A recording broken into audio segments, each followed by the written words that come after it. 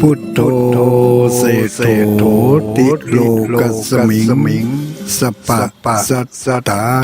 นังพุทโธเสโธติโลกัสมิงสปะสัตตานังพุทโธเสโธติโลกัสมิง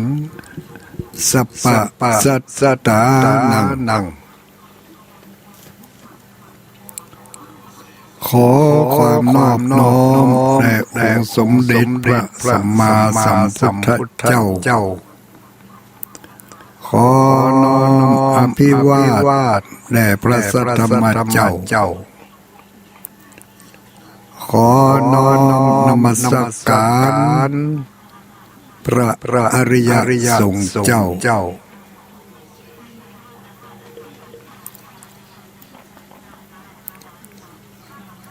ขอถวายความเคารพท่านเจ้าคณะพระสังฆาธิการท่านครูบาอาจารย์พระสงฆ์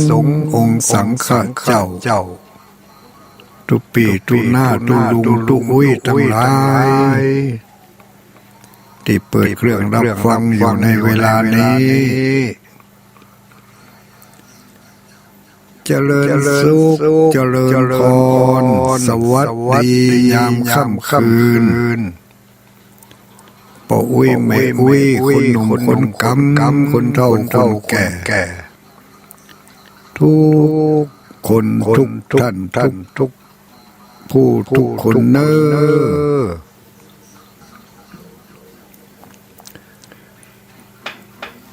คืนวันนี้เป็นคืนวันจันทร์ที่17เดือนมกราคม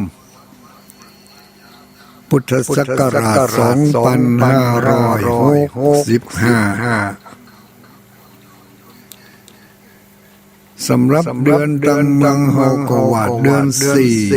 4วันนี้วันเดือน4เพ็งเดือน4เพ็งเป็นวันศีลใหญ่ศีลหลวงจารีตห้อยกระทำกรรมมาหลายเช่นคนละก็คือการเข้าใหม่การเข้าเปลือกเข้าสารเข้าล้นบาทการเข้าจีเข้าหลามแต่เจ้านี่หันเข้าจี2-3 ปั้นก่อนเนอะเป็นเอามาตานกันรักษาเหตุรักษาห้อยเอาไว้เนาะก็อาจจะมีการรับรูปแบบบางสิ่งบางประการตามยุคตามสมัยตามความเหมาะสมก็เรียกว่าพัฒนาขึ้นพัฒนาขึ้นมีหลายรูปแบบที่ได้พัฒนาไปก็มันว่าเป็นที่น่าอนุโมทนากับญาติโยมเฮาทั้งหลายมีความเข้าใจในการรักษาหีบรักษาห้อยจารีตประเพณีแล้วก็อนุโลมปฏิโลมประยุกต์อนุโลมปฏิโลมประยุกต์ถ้าเป็นสมัยนี้เขาใช้ภาษานี่ว่าบูรณาการบูรณาการทางด้านขนบธรรมเนียมประเพณีเข้ากับยุคกับสมัยได้ดีก็พยายามอย่าง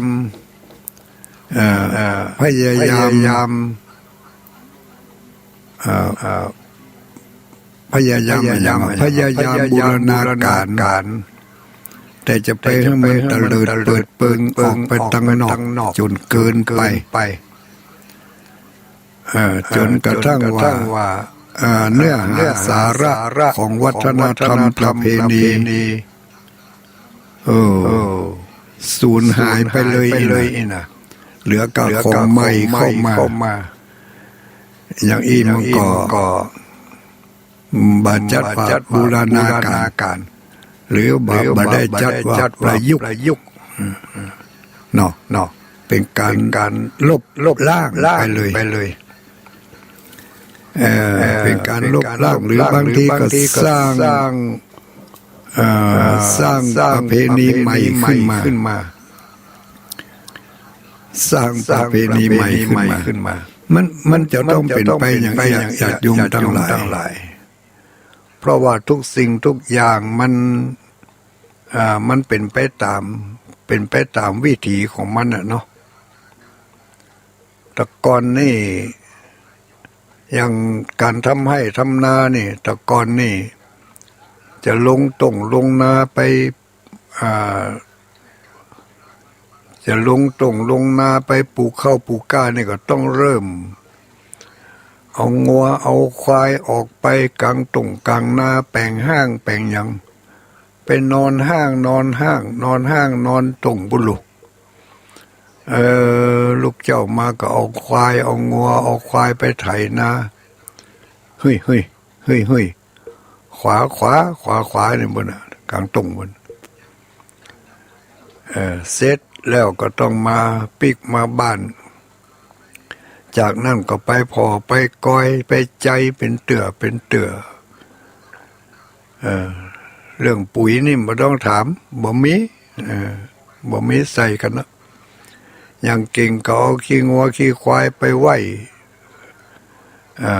กลางไว้กลางนาบุญมาระยะหลังนี่ทุกสิ่งทุกอย่างมันเปริ่มปรับกันยังเกินขึ้นมาไม่กระทั่งการเกี่ยวเข้าเอาเฟืองก็เหมือนกันก็ต้องห่างก้างกันไปแหมกำไปเริ่มต้นจะต้องไปเกี่ยวไปนี่ไปเกี่ยวไปเหมาะไปขนเข้าบางทีก็ใจเหลาเนาะใจเหลาขนเข้าเฝ้าเท่ามาเดี๋ยวนี้บ่ฮู้จักก็หาเหลานี่เนาะบ่หันมีแล้วนี่เนาะถ้าบ้านไผมีเอารักษาไว้จิมเนอะเหลาแล้วก็เขียนชื่อไว้หั่นเหี่ยแต่ก่อนนี่มีเหลาตั้งไว้ห้อยไว้พ่องตั้งไว้พ่องแต่หมู่ปื้นทุกเข้ากาเนี่ยเอาห้อยแวงไว้เนาะเมื่อเดี๋ยวนี้มันหายไปทุกเข้าก็หายไปฮะล่ะทุกเข้าหลงเข้าก็หายไปฮะบ้านมีองค์ก็ลงน้อยเดียวแปลงกับบ้านอย่างเดียวทุกเข้าบ่มีแล้วปุ้นทุกเข้าอยู่กาดปุ้นอยู่หงสีปุ้นอยู่หงสีปุ้นทุกเข้าอยู่ปุ้นมันหายไปแล้วสิ่งที่เข้ามาแทนตีก็หลายอย่างเนาะเริ่มมาตั้งแต่เริ่มปลูกเริ่มไถก็มีสิ่งเข้ามาแทนตีมาแทนตีมีจากควายเนื้อควายหนังตีไถนาไถหยังเสร็จเรียบร้อยแล้วก็มีการมัดมือควายสู่ขวัญควายเดี๋ยวนี้ควายมันหายไปแล้วกลายเป็นควายเล็กไปเนี่ยควายเล็กมันวิถีชีวิตมันเปลี่ยนไปในหลายอย่างเกือบจะทุกอย่างเลยเนาะพอไม่ตั้งหลาย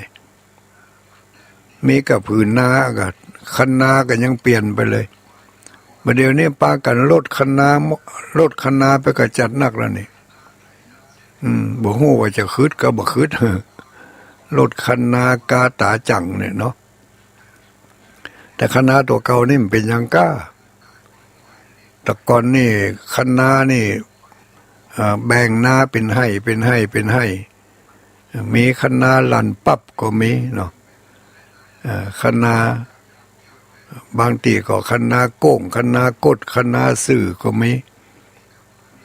แบบถ้ามีความขยันน้อยก็คะน้านี่แป่งคะน้าใหญ่ๆเอาไว้กันน้ำกันอย่างเผื่อแมงเผื่ออย่างไปเจาะเบอร์มันทะลุปูปังได้ง่ายๆน้ำกับจูอากาศน้ำฟ้าน้ำฝนชมประทานนี่โอ้บ่มาถึงอ่ะ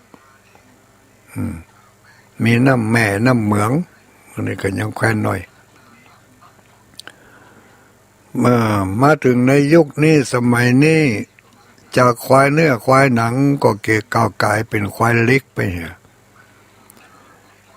จากที่เคยเอามือเอาเวนกันไปปลูกนาลกกาปลูกนา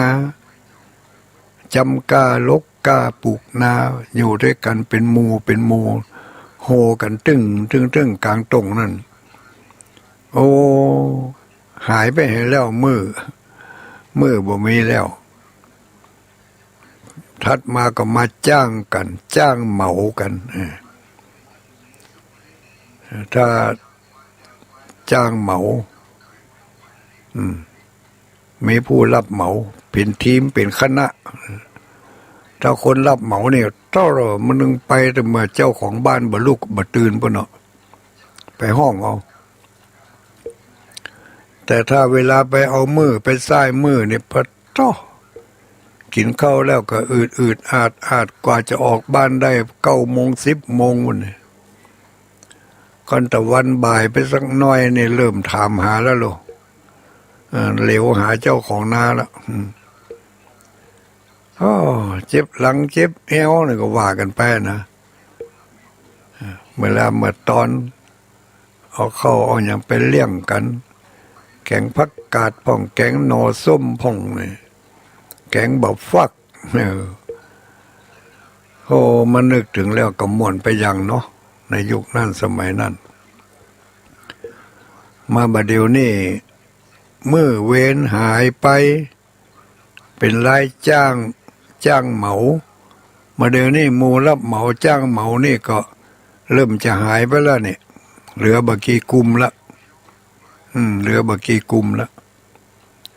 มันจะได้หายไปก็เพราะว่าเทคโนโลยีสมัยใหม่มันเข้ามาแทนตีเลย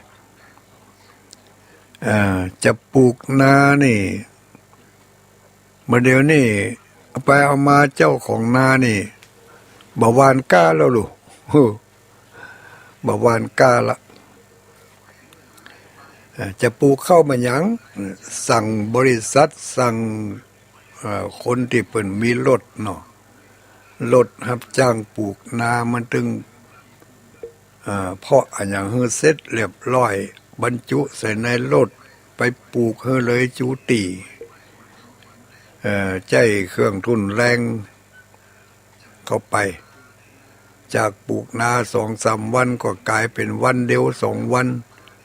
เรียบร้อยแล้วก็เป็นระเบียบเรียบร้อยซื้อเหยียดเป็นแถวประหยัดด้วยประหยัดทั้งค่าแรงประหยัดทั้งค่ากับข้าวกับปลาประหยัดหลายอย่างนี่เขาว่ากันนะประหยัดกว่าที่เขาทำเองลงเองอันนี้ก็ใช้เทคโนโลยีเข้ามาช่วยละที่ไหนมันบางงามเอาปุ๋ยเข้าหวานเนี่ย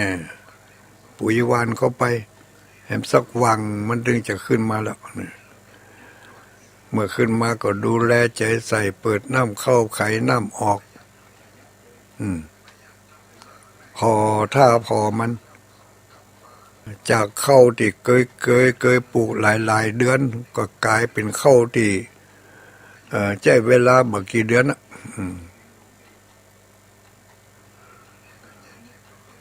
90 วัน100 วัน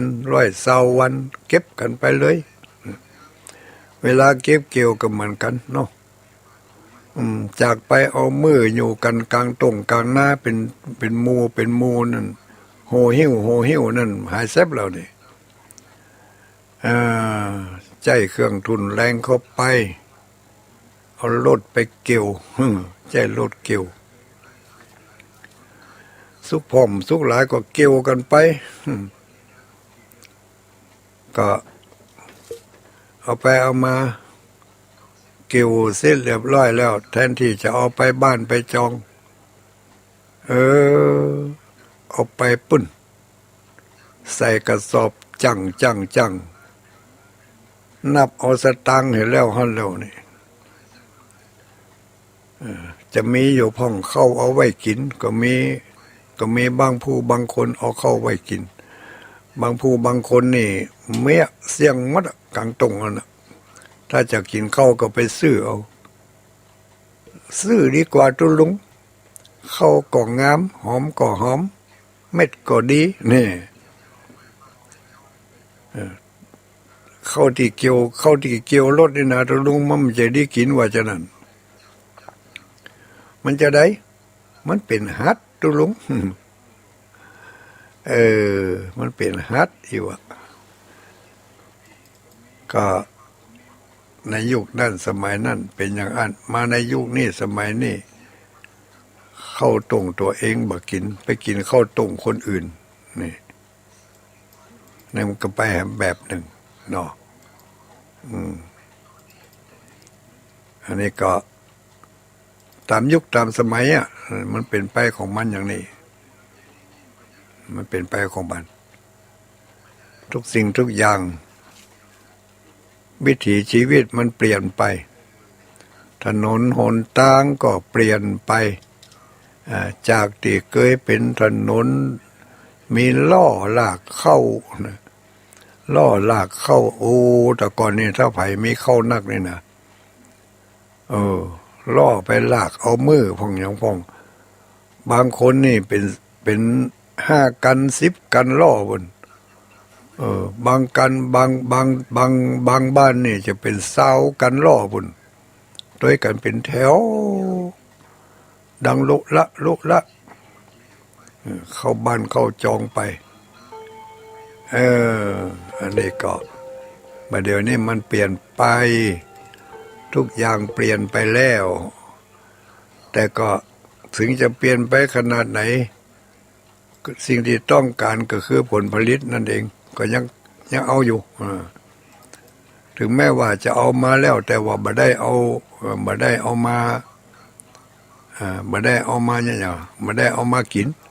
แต่เอามาเพื่อการจำหน่ายขายก็ยังดีอยู่เนาะยังมีจิวมีนาของตัวเองแล้วก็บัดเดี๋ยวนี้ตรงนาแทนที่จะเอาปลูกข้าวกำลังทำท่าแล้วเนอะทำท่าจะแปลสภาพจากนาข้าวไปเป็นนามันยังของเขาบ่หัวมันได้นี่นะพื้นนาที่เคยเอาปลูกข้าวก็เริ่มจะปรับละเริ่มปรับเปลี่ยนละเข้านี่ไม่จำเป็นละทุลุงบ่ต้องเนี่ยก็ได้ซื้อเอาถ้าเขาเนี่ยเองนี่ต้นทุนมันสูงนะทุลุงดีบ่กุ้มตื่นก็ถ้าจะยังเขาว่าแต่เฮ้ยอันอย่างทุกอย่างก็ต้องใช้สตังค์หมดเนาะแล้วก็ไปบ่พอการผลิตในสมัยนี้ยุคนี้ถ้าบ่ใช้เทคโนโลยีเขาช่วยนี่ผลผลิตที่มันได้ออกมามันก็บ่เต็มเม็ดเต็มหน่วยไปบ่พอเข้าอย่างแต่ก่อนนี่บ่ได้กินกันนะข้าวเม็ดใหญ่เม็ดหลวงตึงตังนั่นนะเป็นข้าวเม็ดน้อยๆแล้วก็กินกันยังว่านั่นนะมันป่นไปนะวันหนึ่งกันกินมายามอุ่นๆฮ้อนๆนี่ก็นิ่มๆนวลๆดีอยู่ก็ละไปถึงมาตอนละบ่ถ้ายิ่งไปข้ามวันข้ามคืนไปฮะก็เข้านั่นก็กินมาได้อะแต่ก่อนนี่ห่อเข้าไปป่านี่เนาะห่อเข้าไปป่าเข้าเหลือก็เอาเป็นข้าวเย็นอุ่นเอา2 เตื้อ 3 เตื้อยังได้อยู่ลูกเดี๋ยวนี้ไปได้วะข้ามไปคืนหนึ่งโต๊ะวันผูกแหมคืนหนึ่งไม่ออกหาสุ่งปุ้งแล้วนี่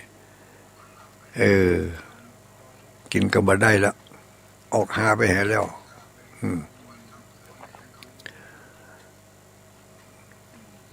รสชาติ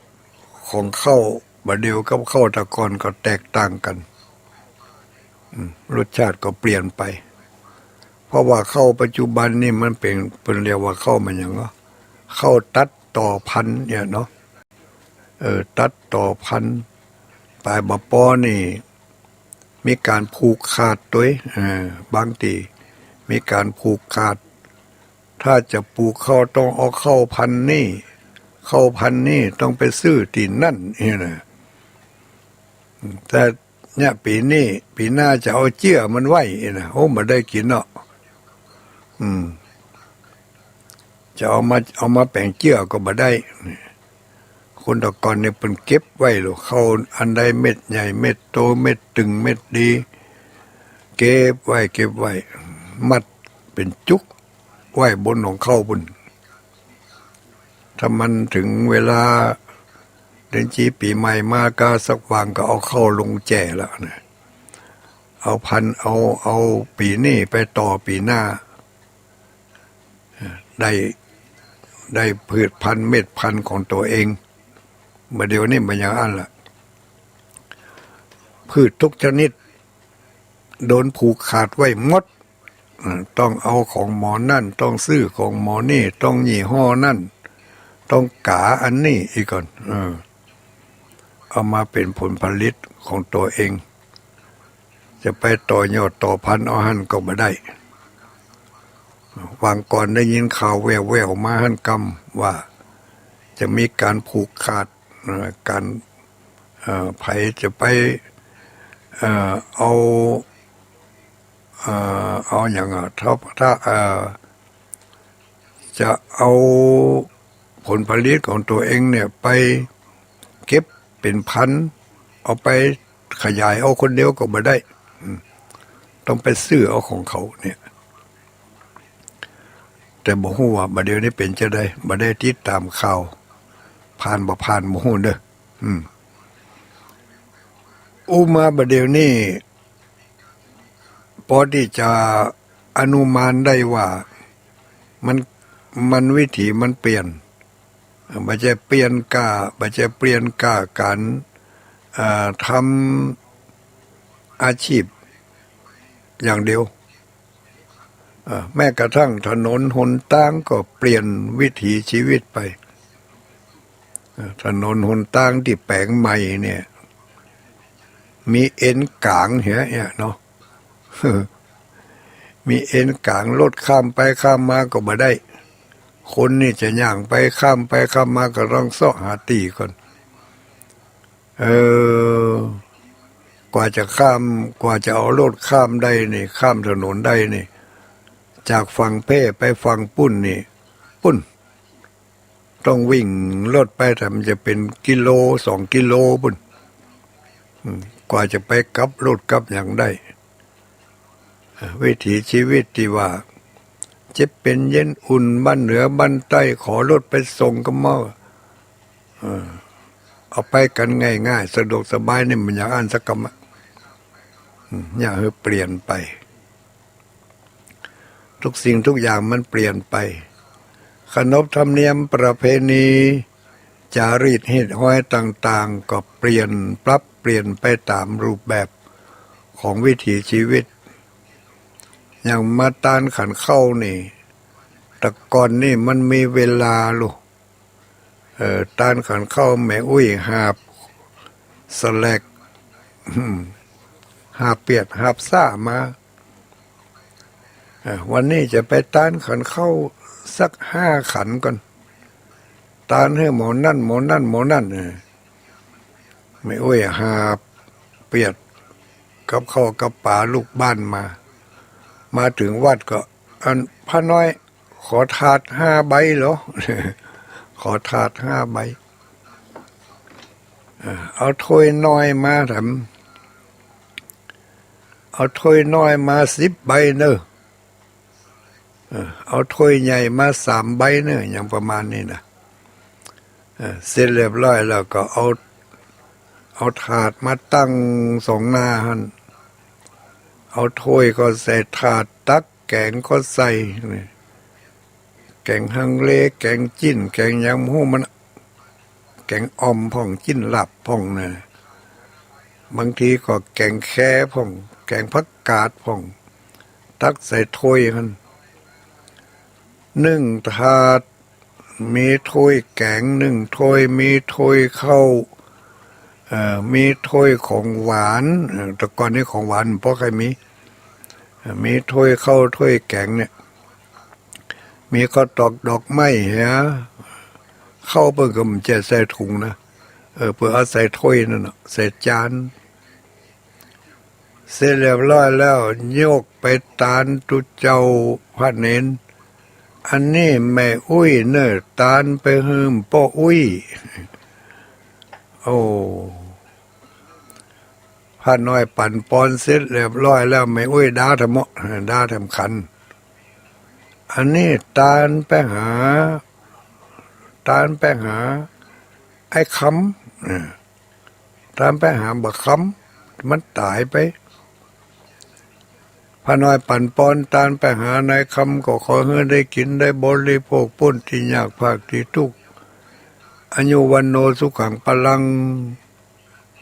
เดี๋ยวไม่อุ้ยกันโยกมาแถมขันหนึ่งแกงอย่างเดียวกันนั่นเข้ากันอย่างเดียวกันนั่นใส่สวยดอกฮะแต่ก่อนมีสวยมากสวยปุรีด้วยลูกมากเมี่ยงปุรีใส่ด้วยไปยกไปตานทีละขัน5 ขันนะเอาโทษ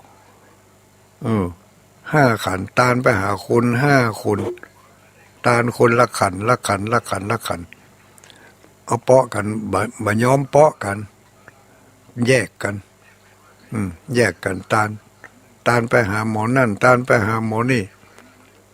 เพื่อแล้วไปยามาของกินที่ไม่อุ้ยเอาตานนั่นเอาปีกไปถอกใส่กะละมังของกินอย่างเดียวนั่นได้1 กะละมังถ้ายังเป็นแกงฮังเลนี่ก็ได้กะละมังแต่มันไป8 ถ้วยนี่ก็เนาะมันไป8 เปื้อนติดถ้วยติดจ้อนอยู่หั่นกี่ใบนั่น5 ขันก็ถ้วย5 ใบ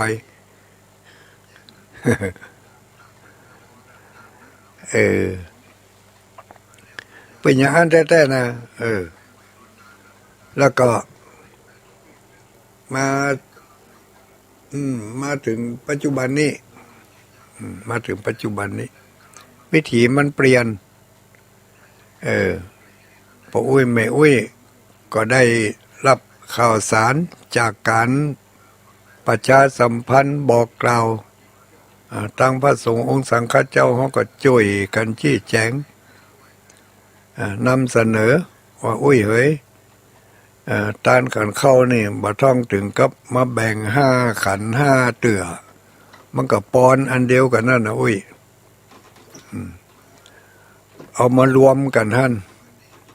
น่าจะตานไปหาไผก็ให้ทุกเจ้าเปิ้นว่าเอาเมื่อใหม่ๆนี่บ่ยอมเถอะเนอะบ่ยอมบ่ได้ตุลุงคนมันตายไปแล้วมันไม่ใช่ไว้ไปที่เดียวกันเห็นหรอลูกของแม่อุ้ย5 คนน่ะหรือมาอ้างก็แม่อุ้ยมีญาติที่เพิ่นตายไป5 คนน่ะเสียคนน่ะมันไปเกิดเป็นแมวไอ้ลูกคนน่ะมันไปเกิดเป็นควายไอ้ลูกคนน่ะมันไปเกิดเป็นเทวดาไอ้ลูกคนน่ะมันไปเกิดเป็นผีเพศไอ้ลูกเฮาตานเตอเดียวมันไปได้วะมันก็ได้คนเดียวแต่อันน่ะกะไม่ได้ไม่อุ้ยจะตานเป็นขันไม่ขันนั่นเนาะเอาป้อกันก็บ่ได้ป้อมันกับแม่มันป้อเฮาแม่เฮาตายไปดาขันเข้าขันเดียวกะอุ้ยเอาวันป้อกันท่านมันจะได้วะก็บอกมันจะได้บ่ได้ก็อุ้ยมันก็ได้กะบ่ดีกินช่วยกันจะได้โอ้ก็เมื่อเฮาเป็นยังคนเฮายังกินด้วยกันนี่เนาะก็บอก เมื่อเขาเป็นยังคนเขายังกินด้วยกันไผอยู่ที่ไหนที่ไหนก็ห้องมาคนตะกอนเป็นกินข้าวด้วยกันลูกโก๊ะเดียวกันเนี่ยลูกพ่อแม่ลูกเข้ามือหนึ่งก็ต้องนั่งแวดตะลุ่มนี่มาเดี๋ยวนี้ญาติโยมป้าอุ้ยไม่อุ้ยก็มีความเข้าอกเข้าใจยอมประยุกต์ตามคำบอกคำกล่าวที่ทุเจ้าเปิ่นนำเสนอดามาหันขันเดียวจะตานไปให้ไผเขียนใส่กระดาษท่านเขียนใส่กระดาษมาหันสักหน้ากระดาษฟุตสเก็บผมมาว่าอย่างนั้นเสร็จเรียบร้อยแล้วก็ยื่นกระดาษที่เขียนมานั่นเฮ้ยทุเจ้าโต้แม่อุ้ยปู่อุ้ยบางคนนี่ดาขันเข้ามาเต็มโต๊ะต่อเดี๋ยวนี้เป็นใส่ถุงเซี่ยวลูกตึงเข้าตึงของกินตึงเข้าตอกดอกไม้ผลละหมากหลักไม้ของหวานอยู่ในถุงเซี่ยวหันมดมาถึงยังทำอยู่นะทุลุงจะเตะออกจากถุงก็นี่จะเตะออกจากถุงก็นี่ถ้ามาคนเดียวก็เตะก็เป็นยังแต่ถ้ามากันหลายคนมันอยู่หันเป็นยุ่มไว้โอ้มันต้องเตะเอาใส่ถึงถุงนั่นน่ะมันเป็นข้าวติบน้ำติบลูกเวลาปั่นปอนไปแล้วนี่ไผไปเกิดในภพใดภูมิใดไปเกิดเป็นอันยังก็แล้วแต่ของกินของต้านที่เขาทำบุญไปเฮ้อนี่มันไม่ใช่ว่าเป็นมันไม่ใช่เป็นข้าวเป็นอาหารนี่ไปเขาต้านจิ้นลาบเป็นถ้วยเขาต้านแกงออมเป็นถ้วยนี่แกงออมจิ้นลาบผักกาดแกงมันยังต่างๆนี่มันไปเตึกติดทุเจ้าเขาน่ะมันบอกไปถึงเมืองผีสักกะมะนี่ไม่อุ้ยเพิ่งก็เข้าใจมันบอกไปถึงเมืองผีนะอุ้ยนะมันจะได้ไปถึงอันก็เปิ่นไปได้กินเนาะโอ้มันแปลสภาพนะมันแปลสภาพหรือกำไมบริวารมันแปรรูปมันแปรรูปไปยกขันเข้ามาตาลนี่ตาลขันเข้าหยาดน้ำไปในขณะที่หยาดน้ำนั่นก็กืดถึงหน้าคนที่เขาจะตานไปหาขอให้มารับเอาส่วนบุญส่วนกุศลที่เขาได้ทำบุญทำทานไปให้ในเวลานี้เหรอแล้วก็มันจะกลายเป็นข้าวติบน้ำติบญาติโยมทั้งหลายข้าวติบน้ำติบนั่นอย่างไรสมมติว่าญาติของเขาคนหนึ่งตายไปเกิดเป็นแมวอีเนาะตายไปเกิดเป็นแมวอาหารแมวนี่มันไม่ใช่แกงบอลไม่ใช่แกงแค่แล้วนะมันไปได้กินเนาะกินลาบมันก็บ่กินเนี่ยแมวแล้วมันจะกินมันยังบุญเดี๋ยวเขาเอาไปให้นะมันจะได้วันนั้นมันกลายเป็นข้าวติบน้ำติบอย่างใดไปเกิดในภพใดภูมิใดบุญที่เขาอุทิศไปให้ก็จะแปรสภาพไปเป็นอาหารไปเป็นเครื่องนุ่งห่มไปเป็นเครื่องอำนวยความสะดวกให้ของให้แก่ผู้ที่ตายไปเกิดในภพนั่นภูมินั่นสมมติว่าไปเกิดเป็นแมวอย่างเนี้ยไปเกิดเป็นแมวเองนะเนาะอาหารของแมวก็คือป่าพ่องอาหารพ่องอาหารกาดที่เป็นเม็ดพ่องเป็นถุงพ่องเนี่ยนี่ข้าวติบน้ำติบที่ฮอตานกันเข้าไปฮือเนี่ยมันบ่เป็นจิ้นลาบแกงออมสักกะมะมันจะกลายไปเป็นอาหารที่เรียกว่า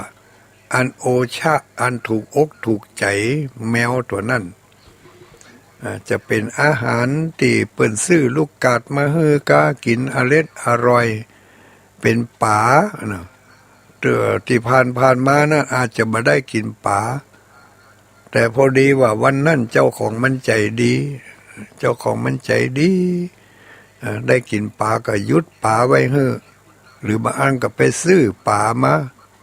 เอามาคลุกเข้าคลุกอาหารให้กินเนี่ยมันเป็นได้เมื่อได้กินดิบกินดีกินอาหารอันอร่อยตามภพตามภูมิของเขาไปเกิดถ้าหากว่าญาติโกโหติกาก็เขาไปเกิดเป็นมนุษย์จริงอยู่เป็นมนุษย์นี่อาจจะกินแกงแค่แกงบอนแกงจิ้นลาบแกงออมอย่างแต่มันไปเกิดแถมภพหนึ่งมันไปเกิดแถมแถมจาดหนึ่งเนาะฮอตานขันเข้าไปมันมาได้ไปเป็นขันเข้ามาได้ไปเป็นของกินอย่างอีก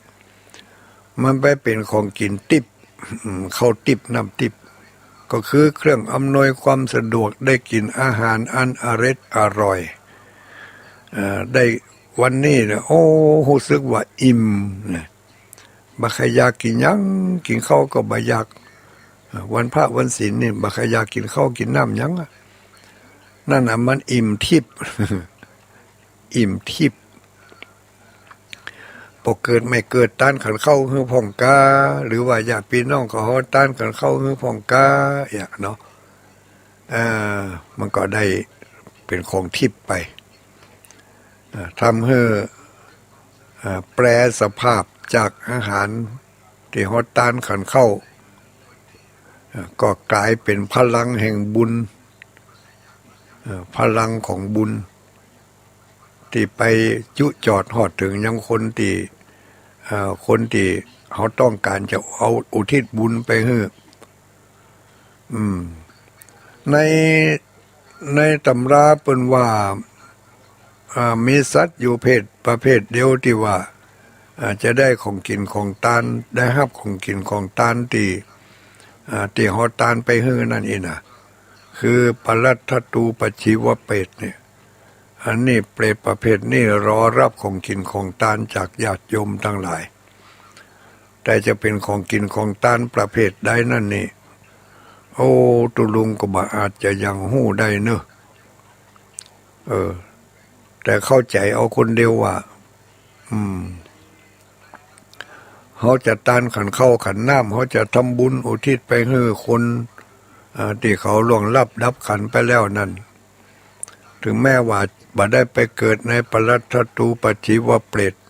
ไปเกิดเป็นสัตว์อื่นประเภทอื่นภพอื่นภูมิอื่นอาหารการกินเสื้อผ้าเครื่องนุ่งห่มเขาก็จะได้อย่างสะดวกสบายอย่างในสมัยนี้เขาจะหันว่าเขาเอาผ้าเอาเสื้อไปห่มให้หมาให้แมวเนี่ยอันนั้นก็คงจะได้รับผลบุญจากที่เปิ่นตานเสื้อตานผ้าไปเหื่อเนาะครูบาอาจารย์บางคนบอกว่าทูตเจ้าบ่ใจนุ่งเสื้อไปตานเสื้อไปดีจะได้นะหรือบางทีพอออกไม่ออกบางคนอาจจะกึดอย่างเงี้ยทูตเจ้าเป็นนุ่งผ้าสบงลูกเป็นนุ่งผ้าจีวรเป็นห่มผ้าจีวรเอาผ้าจีวรไปตานกะตานไปหาพ่อหาแม่ก็มีคนเถียงขึ้นมาหมดอันตานนี่แม่เนาะแต่ว่าข้าจะตานเตียวตานเสื้อเนี่ยพ่อแม่ข้ามมาใจนุ่งผ้าจีวรมาใจนุ่งห่มผ้าสบงพ่อแม่ข้านุ่งเตียวนุ่งเสื้อข้าจะตานเตียวตานเสื้อเนี่ยก็บ่เป็นหยังจะตานเตียวตานเสื้อก็ได้ตานผ้าตานสบงหยังก็ได้อย่างที่ทุลุงว่าเนี่ยคือเอาตานอันนี้มันจะว่าเป็นอย่างอี้ไปมันจะไปแปลสภาพระหว่างภพต่อภพภูมิต่อภูมิเขาตานไปเขาแผ่เมตตาไปถ้าหาว่าเขามารับบุญมารับเมตตาของเขานั่นเขาก็จะได้รับความสุขความสบายไป เดือนสี่เพ็งก็ดีเดือนยี่เพ็งก็ดีเดือนกลางพรรษาปีใหม่ก็ดีตาลขันเข้าขันน้ำก็เฮือตาลก่อนที่จะถึงวันเทศกาลนั่นอย่างเดือนสี่เพ็งที่ผ่านมานี่มีญาติโยมมาตาลขันเข้าก่อนที่จะถึงเดือนสี่เพ็งก็มากหน้าหลายตาพอถึงวันเดือนสี่เพ็งมาแล้วก็เบาไปหน่อยเบาไประดับหนึ่งเพราะต่างคนต่างก็เข้าใจได้กินข้าวใหม่น้ำหวานก็ปากันเอาไปตาลขันเข้าแห่ก่อนที่จะเอามากินก็เป็นสิ่งที่ดีไปขนบธรรมเนียมประเพณีอันนี้ก็ยังรักษากันไว้ได้ดีอยู่การรักษาขนบธรรมเนียมนี่มันก็เป็นจารีตหิตห้อยที่เขาได้สืบตามกันมาเป็นสิ่งที่ดีเพราะว่าบรรพบุรุษของเขาเป็นมีกุศโลบายอันแยบยลที่จะฝังเอาพุทธธรรมคือคำสอนของพระพุทธเจ้าเนี่ยเอาไปฝากไปฝังไว้ในขนบธรรมเนียมจารีตประเพณีต่างๆอย่างมากมายบ่ว่าจะเป็นจารีตเหตุห้อยเลี้ยงผีปู่ย่าก็ดีเนาะเลี้ยงผีขุนน้ำก็ดีเลี้ยงผีให้ผีนาเลี้ยงผีตงเหล่านี้ก็ถึงแม้ว่ามันจะเป็นประเพณีเป็นธรรมเนียมเป็นประเพณีสืบตามกันมาจารีตหิตห้อยแต่ก็จุดประสงค์ของคนที่เปิ่นตั้งเก้าตั้งแหกตั้งห้อยไว้นั่นเปิ่นต้องการจะแทรกน้ำธรรมคำสอนของพระพุทธเจ้าเอาไว้ในพิธีกรรมต่างๆในพิธีกรรมต่างๆเปิ่นแทรกไว้เป็นบุคลาธิฐานพ่องเป็นธรรมาธิฐานพ่องเป็นบุคลาธิฐานก็คือยกตัวอย่างให้พอหรือว่าทำเป็นเนี่ยเป็นรูปธรรมเนาะเนี่ยเป็นรูปธรรมแปลงอันนั่นแปลงอันนี้ให้มันเป็นรูปธรรมให้มันเข้ากับธรรมะแต่ละข้อนี่แต่ละข้อเนี่ยมีเมื่อก่อนเคยอู้ให้ฟังเนาะอย่างเมื่อวันก่อนแล้วไปเนี่ยตุลุงก็เปิดวิทยุนี่ฟังทำพระครูอภิวัฒนวิกรมเปิ่นได้อู้ถึงเรื่องอย่างก็เรื่องมานพสิงคารมานพอู้ถึงเรื่องสิงคารมานพ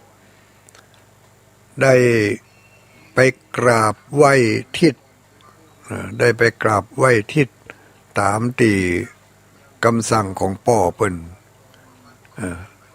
ไหว้ทิศทั้ง6ตามคำสั่งของป่อเปิ้นได้สั่งเอาไว้ญาติโยมทั้งหลายก็คงจะได้ยินแล้วเนาะที่ท่านอาจารย์ธรรมครูอภิวัตรเปิ้นได้อู้ไปเปิ้นก็ได้อธิบายให้หมู่ฮอทั้งหลายได้ฟังกันว่าพระพุทธเจ้าได้บอกให้มานพหรือว่าไอ้หนุ่มเบาคนนั้นได้ฟังว่าพ่อของเธอตั้งใจจะให้ไหว้ทิศทั้ง6อย่างถูกต้องแต่ว่าเปิ่นบัดนั้นได้อธิบายพระพุทธเจ้าก็ได้มาอธิบายต่อยอดก็เลยบอกว่าทิศทั้ง6นั่นคืออันยัง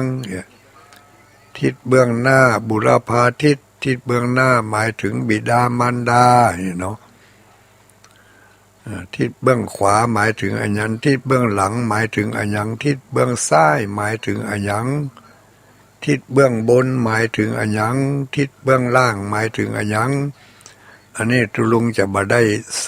ด้เอามากล่าวซ้ำวันนั้นท่านอาจารย์เปิดได้อธิบายไว้อย่างแจ่มแจ้ง ตลอดจนถึงวิธีปฏิบัติทั้งสองเบื้องเฟื่องฝ่ายอย่างว่าบิดาที่เบื้องหน้าหมายถึงบิดามารดาบิดามารดาเนี่ยมีคุณธรรมอย่างใดต่อลูก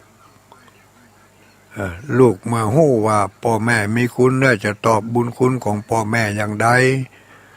วันนั้นท่านอาจารย์ธรรมครูอภิวัตรเพิ่งก็ได้อธิบายไปแล้วญาติโยมทั้งหลายตุลุงจะขอต่อแถมน้อยขอแม่ไปแถมน้อยหนึ่งอันนั้นเป็นธรรมาธิฐานนี่ธรรมาธิฐานเปิ่นได้อธิบายแล้วทีนี้บรรพชนของเขาหรือว่าครูบาอาจารย์ของเขาเนี่ยอยากจะให้ธรรมาธิฐานข้อนี้ออกมาเป็นบุคลาธิฐานเขาได้เข้าอกเข้าใจทำน้อยจำได้ง่ายๆว่าอันเถอะก็เลยสร้างเป็นรูปธรรมขึ้นมาเป็นบุคลาธิฐานเพื่อเขาได้ใจกันถึงมื้อถึงวันนี้อันนั้นก็คือเต้าตังสี่เต้าตังสี่นี่ไม่อ้วยปะอ้วยว่ามันมีกี่ควักเต้าตังสี่ที่เปิ่นแปลงควักกันนะควักเต้าตังสี่มี6 ควักนะแม่นะ4 เต้าตังสี่ก็คือ4 ควักนั่นเป็นท่าควักของเต้าตังสี่เต้าตังสี่ก็มีเท่าทัตตลัทธะเท่าวิรุณละหะเท่าวิรูปคะเท่ากุเวนหรือว่าเท่าเวสสุวรรณเนี่ย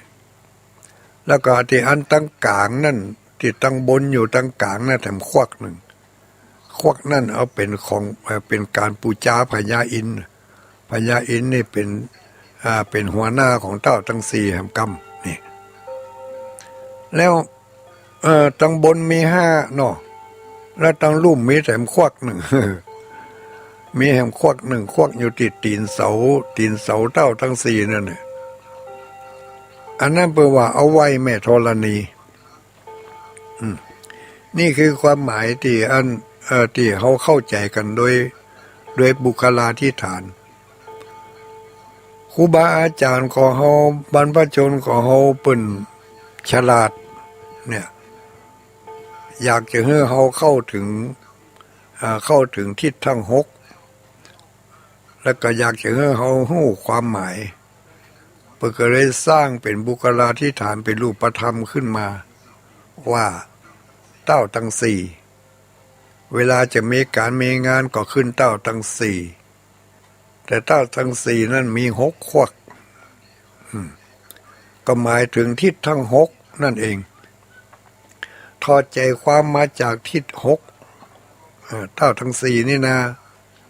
แต่เปิ้นได้สมมติชื่อขึ้นเป็นอย่างลูกแต่ทิศทั้ง6นั่นจะได้ถ้าเข้าถึงบุคลาธิฐานเข้าถึงธรรมาธิฐานทิศเบื้องหน้าหมายถึงบิดามารดาเนาะเวลาเขาจะมีการมีงานกับตัวของเขาเนี่ยจะขึ้นหั่นใหม่ก็ดีกินแขกแต่งงานหรือว่าจะมีการมีปอยอย่างต่างๆมักจะขึ้นเต้าทั้งสี่จะได้ว่าต้องขึ้นเต้าทั้งสี่จุดประสงค์โดยธรรมาธิฐานก็คือว่าเขาเนี่ยได้แจ้งข่าวไปยัง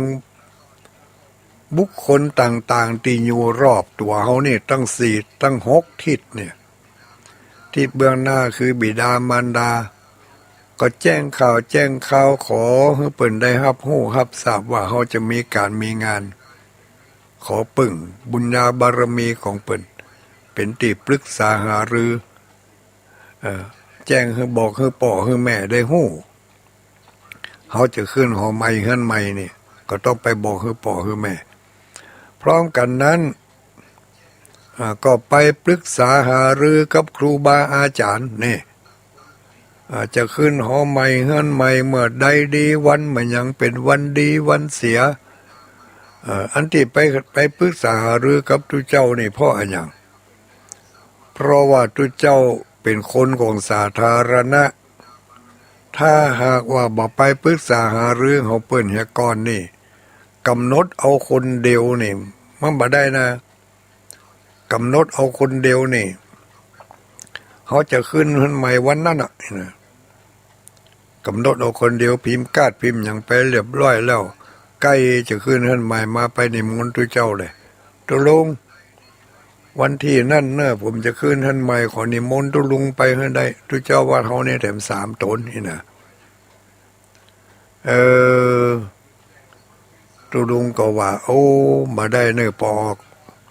ถ้าจะไปวันนั่นแต่นี่ตุลุงติดงานตั้งแต่มาเจ้ามาง่ายมาตอนมาเจ้าไปบ้านหมอนั่นมาง่ายไปบ้านหมอนั่นมาตอนไปเตะทำให้บ้านหลังนั่นท้อมาว่างสักเวลาเนอะเอาล่ะมาได้ทุเจ้าล่ะ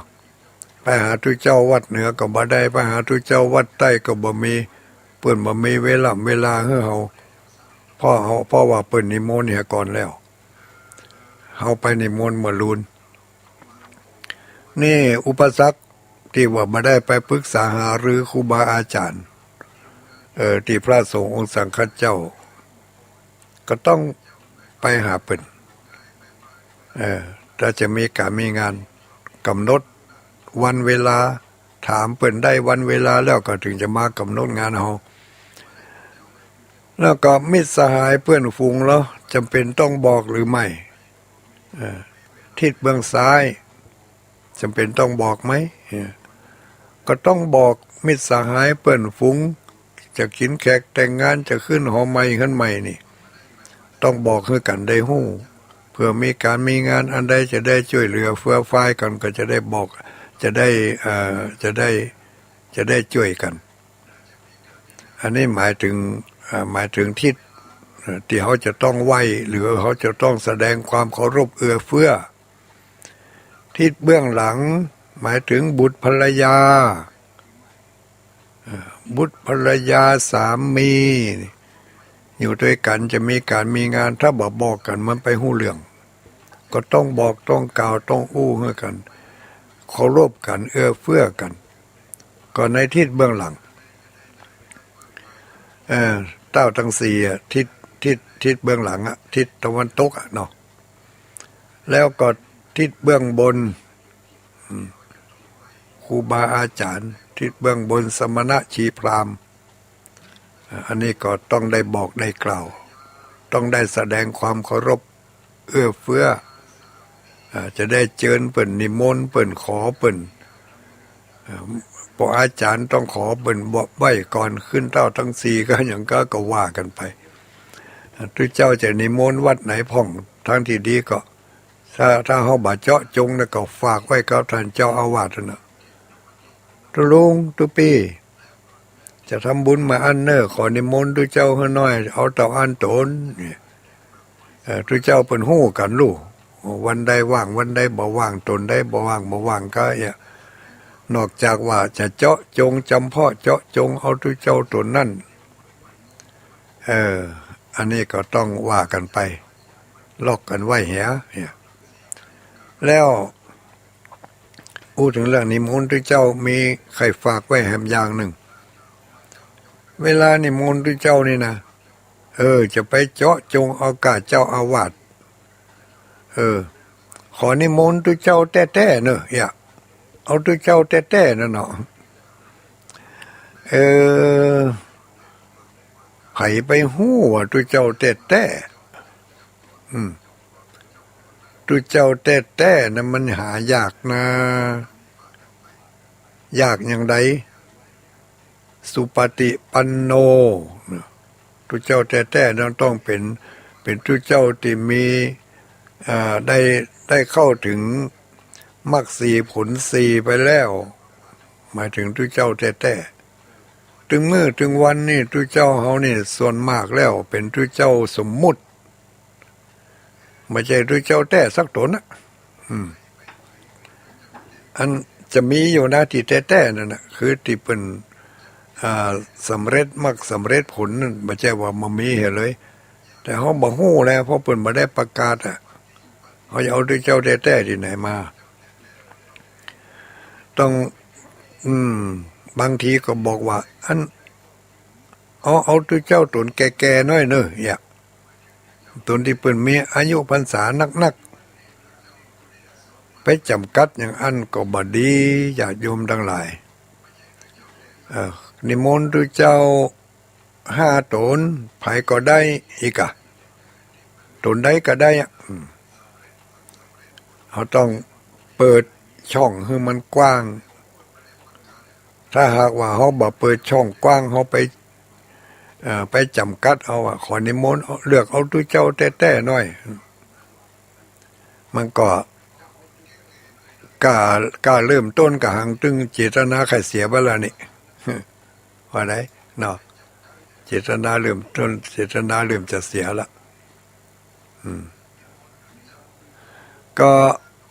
ทุกเจ้าอย่างได้ก็เอาไอ้นะขอให้เป็นทุกเจ้าด้วยนี่ก็นี่มันจะได้สบายใจคนที่เปิ่นไปในมนต์คนที่จะไปหับกินหับตานทุกเจ้าก็เขามาเจอทุกเจ้าแต่นี่มาหับกินหับตานนี่มาเจ้าภาพเปิ่นมาเต็มใจเนาะก็เลยใจก็บ่ค่อยสบายแล้วนี่ที่นี่เป็นเพราะว่าพระวงศ์ขึ้นมาละเอาได้กี่ทิศแล้วเนี่ยเต้าทั้ง4ที่เขาขึ้นเต้าทั้ง4กันถึงมื้อถึงวันนี่ก็หมายความว่าเวลาที่เขาจะมีงานนี่เขาก็ต้องแจ้งบอกกล่าวเพื่อคนที่อยู่ในทิศในรอบตัวเขานี่ทั้ง6 ทิศนี่คือได้ฮู้ทิศเบื้องล่างหมายถึงคนใจหมายถึงข้าทาสบริวารต่างๆอันนี้ก็จำเป็นต้องปึ้งเขาจะมีการมีงานกูจะมีงานมาช่วยกูน้อยเนอะเนี่ยคนใจคนรับจ้างกายอย่างกายอันนี้ก็ต้องได้บอกได้กล่าวให้กันได้ฮู้นี่เปิ้นว่าขึ้นเต้าทั้ง4เป็นบุคลาธิฐานเปิ้นทอดใจความมาจากธรรมาธิฐานในทิศทั้ง6อธิบายให้เขาได้ยินได้ฟังกันที่อาจารย์บรรยงอธิบายวันก่อนนั้นแล้วก็เอามาประยุกต์มาผสมผสานกันกับทิศ6คือเต้าทั้ง4นี่พอเต้าทั้ง4มี6 ขวักเนี่ยจะได้ว่าต้องมี6เพราะเป็นทอดใจความมาอยากจะให้เขาเข้าใจเรื่องคำว่าทิศ6นั่นเองแล้วก็ถ้าบ่ได้อธิบายกันมันก็เป็นเต้าทั้ง4อยู่วันยังค่ำนั่นเนาะก็เป็นบุคลาธิฐานอยู่นั่นเนาะเพราะจะได้ทิศไอ้ควักตั้งกลางที่สูงนั่นหมายถึงพญาอินทร์หมายถึงพญาอินทร์คือผู้เป็นใหญ่ในทิศทั้งหลายในทิศทั้ง4เป็นเจ้าเป็นผู้ปกครองเท้าทัตตารถเท้าทัตตารถะอยู่ทิศตะวันออกสัญลักษณ์สีแดงแล้วก็เท้ามันยังแถมเท้าวิรูปักขะอยู่ทิศใต้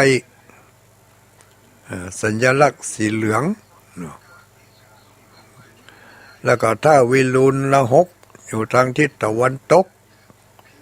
สัญลักษณ์คือสีขาวนี่แล้วก็เท้าเวสสุวรรณอยู่ทางด้านทิศเหนือสัญลักษณ์ของเปิ้นสีดำเนี่ยเวลาเปิ้นแปลงจ่อของสตวงนี่เปิ้นจะแปลงจ่อแดงเหลืองขาวดำแดงเหลืองขาวดำแล้วก็เอาปักถ้าหากว่าปักจ่อเหลืองก็ให้จ่อเหลืองถึง4 อันถึง4 แจงนั่นเนาะถ้าปักจ่อขาวก็ให้ปักจ่อขาวถึง4 แจงถึง4 แจงนั่นน่ะสตวงแล้วก็เอาสตวงไปไว้ตามเอาควักเอาสตวงไปไว้ตามทิศ สีแดงเอาไว้ตะวันออกเนี่ยสีขาวเอาไว้ตะวันตกเนี่ยสีเหลืองตั้งใต้สีดำตั้งเหนือบางตีเนี่ยเอาขาวล้วนมดแปลงจ่อแสดงว่าบ่เข้าใจบางตีก็เอาสีดำมดถึงมดน่ะถึงกูควักกูสะตวงจ่อนี่มันเป็นธงลูกเป็นธงของเจ้าทั้งสี่ถ้าหาว่าเจ้าทั้งสี่จะไปออกรบหกซึกนี่ก็ต้องแบกธงนำหน้านี่อยู่เปิ้นอยู่ในหอในวิมานของเปิ้นก็มีธงปักไว้ตั้งกลางนี่เป็นธงสีเขียวเป็นยอดเป็นชัดเป็นชัดเป็นจ้องเป็นจั่นอันนี้บ่มีธงกะนี่ทั้งกลางนี่อันนี้ก็เกี่ยวกับเจ้าทั้งสี่เนาะถ้าจะขยายความเป็นนักกว่านี้ก็ต้องว่ากันทำไมอันนี้เอามาเสริมเติมให้ญาติโยมทั้งหลายเขาได้เข้าใจกันว่าขนบธรรมเนียมประเพณีอย่างบางสิ่งบางอย่างมันก็เปลี่ยนไปตามยุคตามสมัยยุคนี้สมัยนี้วิถีชีวิตมันเปลี่ยนไปเขาก็เปลี่ยนไปตามยุคตามสมัยแต่ว่าข้อสำคัญก็คือจะเป็นละของเก่าแล้วก็เอาของใหม่อย่างเดียวต้องประยุกต์ให้มันเข้ากันได้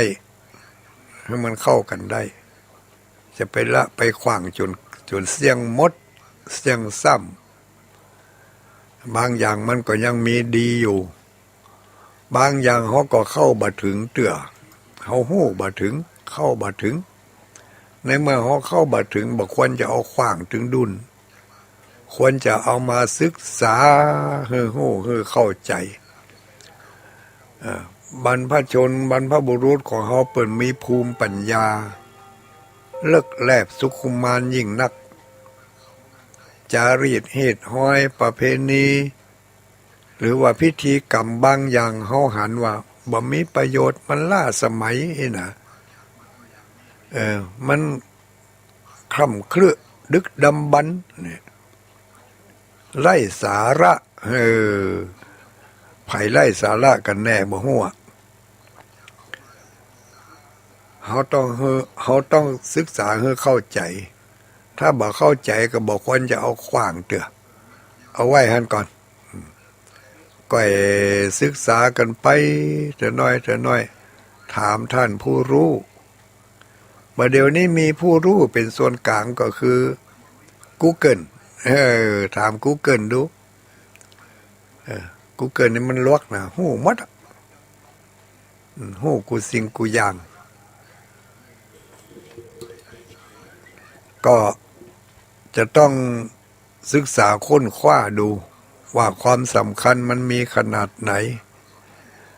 ประเพณีจารีตเหตุห้อยต่างๆมันมีดีอย่างใดมีเสียอย่างใดที่เฮารักษาที่เฮาประพฤติปฏิบัติตามจารีตเหตุห้อยของเฮาเนี่ยอย่างถึงมื้อถึงวันนี้เฮาปากันกลัวโรคโควิดโความเนี่ยเนาะลองพอหรอถ้านึกถึงจารีตเหตุห้อยของเฮาบรรพบุรุษบรรพชนของเฮาที่เพิ่นรักษากันมานั่นน่ะป้องกันได้ก่อนนั่นป้องกันได้ไหมโรคโควิดโความนี่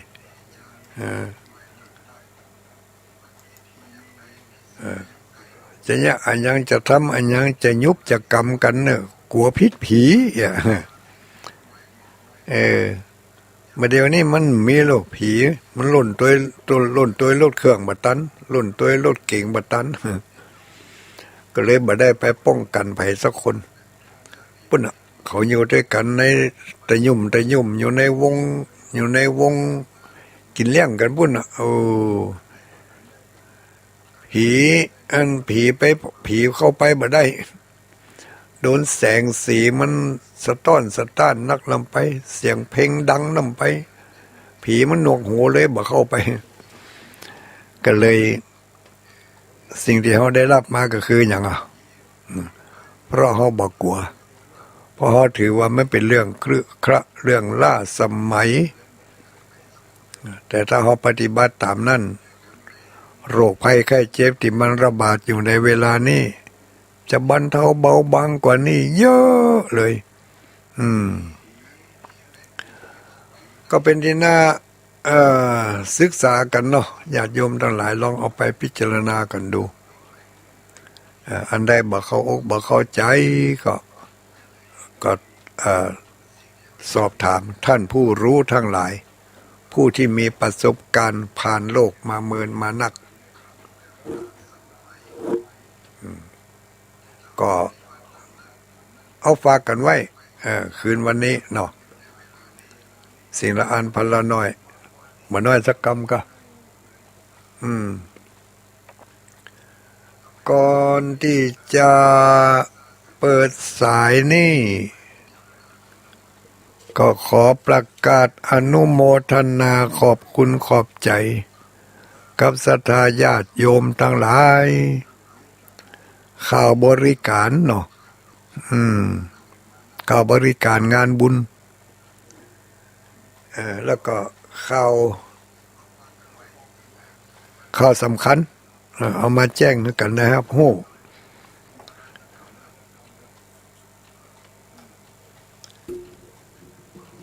อันดับแรกนั่นก็คือขอประกาศยกเลิก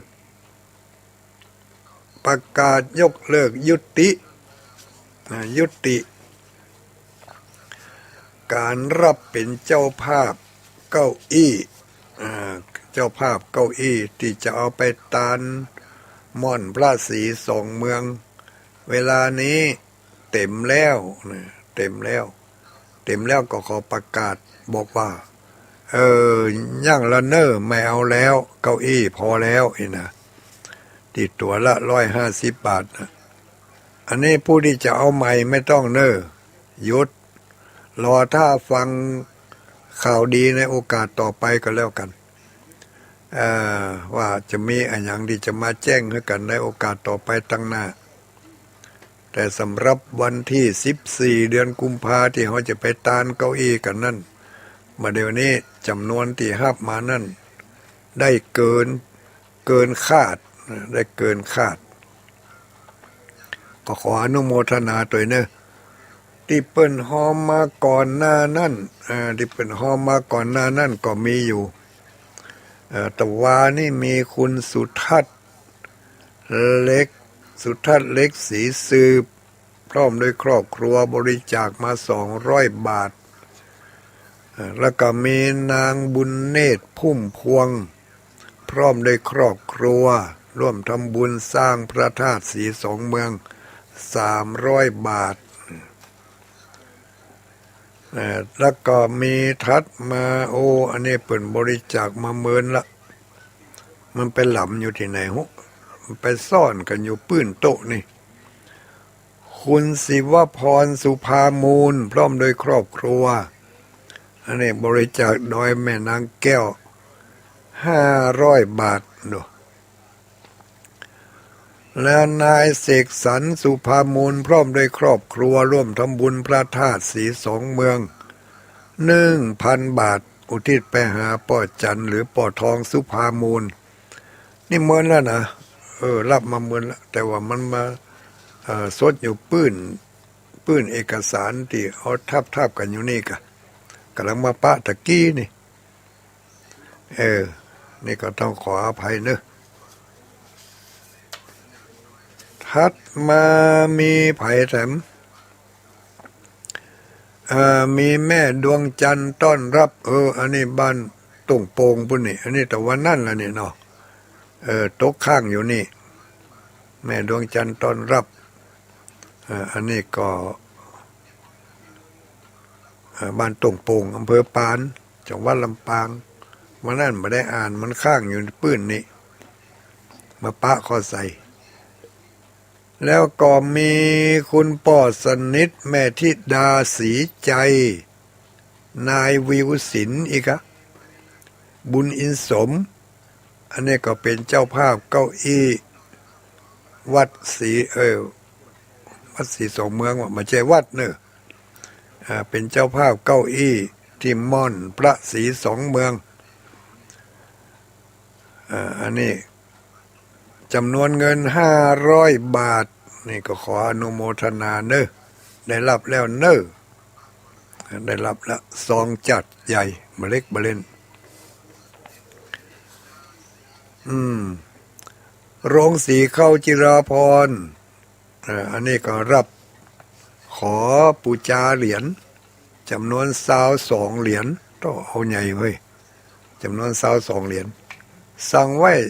150 เหรียญบ่พอให้ก้านี่จะได้สั่งเพิ่มแล้วเนี่ยถัดมามีป่อสวัสดิ์แต่เจ้าในไปทำบุญที่วัดตงห้าวัดตงห้านี่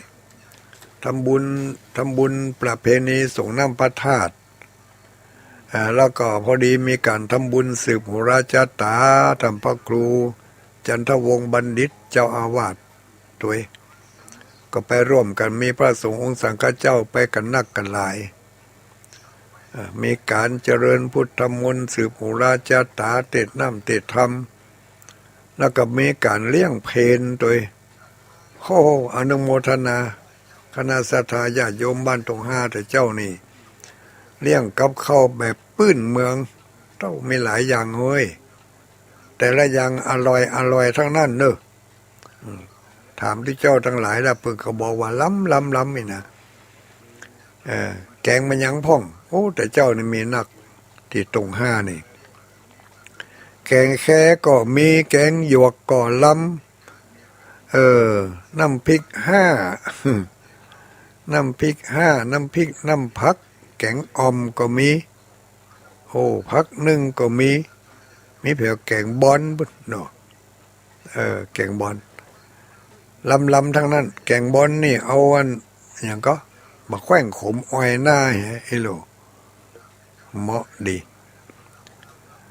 แล้วก็มีญาติโยมที่เพิ่นได้ฝากสตังค์จตุปัจจัยมาเป็นกาน้ำกับไฟมีป่อจรัดป่อสวัสดิ์ป่อเลี้ยงสวัสดิ์ก็เนาะนามสกุลลืมไปละอันนี้ก็บริจาคกาน้ำกับไฟมามีป่อหลวงทองดีศรีสิริยาป่อหลวงทองดีศิริยาพร้อมด้วยครอบครัวร่วมทำบุญกาน้ำกับไฟตุลุงดอยบ้านตรงห้าเหนือนี่ก็ขออนุโมทนาเนอแล้วข่าวดีอันหนึ่งเขาบอกว่าเถอะเนาะก็ว่าเดี๋ยวทำม่อนพระศรีสองเมืองวันที่14 กุมภานี่เขาจะได้ไปปะกันจะได้ไปตานเก้าอี้อาจจะมีการตานโต๊ะด้วยเนาะโต๊ะนี่ก็เป็นโต๊ะพับเนี่ยโต๊ะพับสแตนเลสอันนี้ใครจะเป็นเจ้าภาพจองมาได้เลยราคาเท่าไหร่ยังไม่รู้เตื้อหลายบาทอยู่เนอะหลายบาทอยู่แล้วก็เก้าอี้ก็ดีโต๊ะก็ดีอย่างก็ดีที่เอาไปม่อนพระศรีสองเมืองนี่นะจะมาได้เขียนชื่อของหมู่เฮาติดเนอะมาได้เขียนชื่อไผซ่าคนติดท่านเขาจะพ่นสีพ่นชื่ออย่างเดียวว่าม่อนพระศรีสองเมืองอันนี้จะได้พ่นเอาไว้เดี๋ยวนี้ก็กำลังดำเนินการจัดซื้อเก้าอี้แล้วก็จะได้ให้เปิ้นพ่นชื่อม่อนพระศรีสองเมืองไว้ให้ได้นะแล้วให้มันเป็นสีเดียวกันหมดจะเป็นสีใดก็เอามันเข้ากับสภาพของสภาพแวดล้อมที่หั่นก็แล้วกันถึงมื้อถึงวันนี่ก็มีญาติโยมเพิ่นก็ขึ้นไปอยู่นะมีขึ้นไปช่วยกันทำความสะอาดผ่องไปช่วยไปยื้อไปพอแหมสักวางก็จะมีการทาสีพระธาตุละทาสีพระเจดีย์ลงสีอย่างแล้วก็เดือนมีนาเพิ่นเขาจะได้ยกยอดชัดกัน ยกยอดชัดเดือนมีนาแต่ประเดี๋ยวนี้ก็ไปไหว้ไปสากันก็มีหลายผู้หลายคนเมื่อไปไหว้ไปสาแล้วบางคนก็มีความเลื่อมใสศรัทธาใครให้ใครหอมจะทุกปัจจัยรวมกับเปิ้นก็ไปไปเลือกเอาไปหยิบเอาแผ่นกระดาษน้อยๆประมาณสัก2 นิ้วมือยาวสักข้อยาวสัก7 นิ้วมือนี่เป็นแผ่นกระดาษแป๊บๆจะมีชื่อของธนาคารเลขบัญชีธนาคารกองทุนม่อนพระศรีสองเมืองนะเอาบริจาคเข้าในกองทุนท่านจะปลอดภัยกว่าไม่ต้องเอาสตางค์ไปใส่ตู้ใส่อย่างไว้ก็มันอันตรายแท้บ่ได้สตางค์ยังบอกปอตู้จะเสียด้วยแถมแต่ก็ถ้ามีสลามีอย่างอยู่หั่นก็จะฝากไว้ก็ได้เนาะวันนั้นบ่ได้อ่านแม่น้องกองคำแม่น้องกองคำทองคำนี่เปิ่นรับเก้าอี้มานี่1 ตัว150 บาทก็ขออนุโมทนาเด้อเมื่อน่ะเพิ่นได้เพิ่นได้บริจาคไว้แต่เมื่อแต่มางานพระเดชพระคุณธรรมพระครูวัดป่าม่วงพุ่นนะแล้วก็ประกาศอนุโมทนาขอบคุณขอบใจกับศรัทธาญาติโยมที่ได้นำเอาพระพุทธรูปปางจักรพรรดิอีกเนาะปางจักรพรรดิแล้วก็เอาสารูปเหมือนของหลวงปู่ดูพรหมปัญโยอีก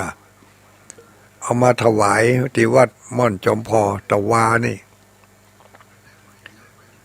เอาหลวงปู่ดูมาเอาพระพุทธรูปจักรพรรดิมาถวายก็ได้ผลตันตากันหลายผู้หลายคนเนอะอนุโมทนายินดีตัวยินดีตัวเนอะเอามาปั่นกันพ่องก็ได้เนอะที่ฟังอยู่เนาะ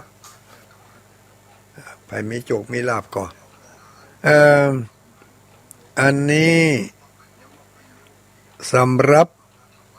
คำนี้คืนนี้ก็คงจะมีกันเต่าอี้เนาะญาติโยมทั้งหลายว่าจะเล่านิทานต่อว่าไปตั้นในได้กามันตีเต้งๆเห็นละเนี่ยมาเดี๋ยวนี้9 โมงเกือบจะกึ่งละได้จะขอเปิดรับสายกับญาติโยมเนอเปิดรับสายกับญาติโยมขออนุโมทนาที่ส่งมาตั้งไลน์เนาะไลน์กลุ่มก็มากันหลายผู้หลายคนบางพ่องก็นอนพอโทรศัพท์อีกอันหนึ่งเนอะขออนุโมทนากับญาติโยมที่ในคลื่นสีขาวที่ให้การสนับสนุนแล้วก็ให้การสนับสนุนให้กำลังใจท่านอาจารย์ท่านพระมหาสมชาติชาตปัญโยที่เปิ่นเดินธรรมยาตราจะไปที่น้ำบ่อสาวามาเดี๋ยวนี้วันนี้ไปถึงไหนมูเนอร์ถ้าไผ่ปะก็อุปถัมภ์บำรุงด้วยการถวายน้ำก็ได้ถวายจตุปัจจัยก็ดีนะบ่เชิงเดินธุดงค์นะเป็นเดินธรรมยาตราก็คือเดินไปบำเพ็ญบุญบารมีของตัวเองไปเสริมสร้างให้มันนักขึ้นเนาะใครจะโทรเข้ามาก็โทรเข้ามาได้เนอะมานี่1 สายละรับสายก่อนเจริญพรไว้สาไผเอ่ย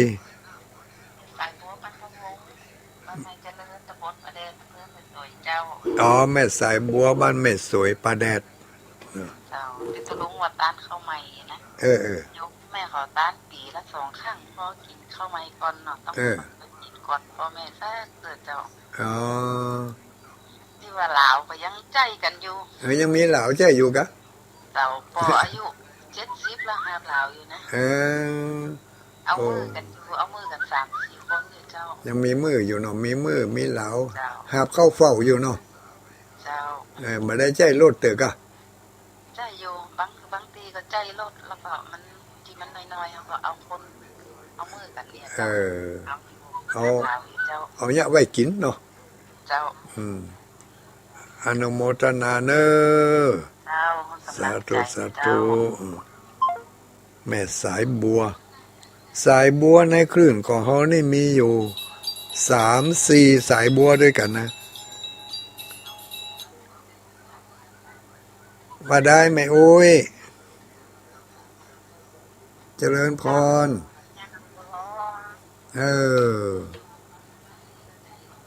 ชัดเจนดีก่อหนาวหรือยังวันนั้นไปเดินนางแก้วปิ้งมาคำก็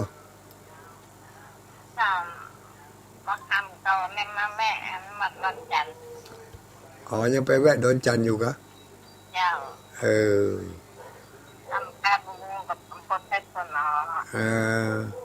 ที่เจ้าโดนจันต้อนรับดีก็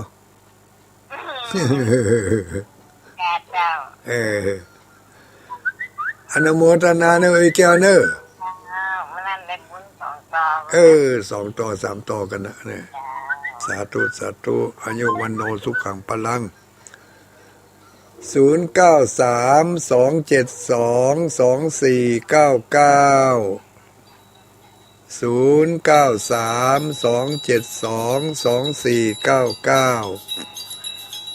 ไผที่โทรมาบัดติดโทรมาได้เลยเจริญพรสวัสดีไผเอ่ยแม่อุ้ยจัน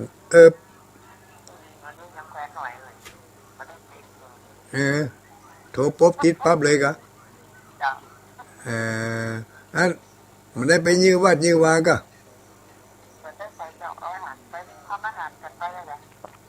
มาได้ไปยื้อเจ้าบ่เดียวอ่ะ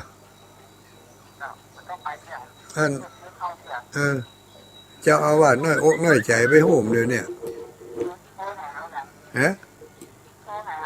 โทรหามันจะติดมาโทรศัพท์มันก็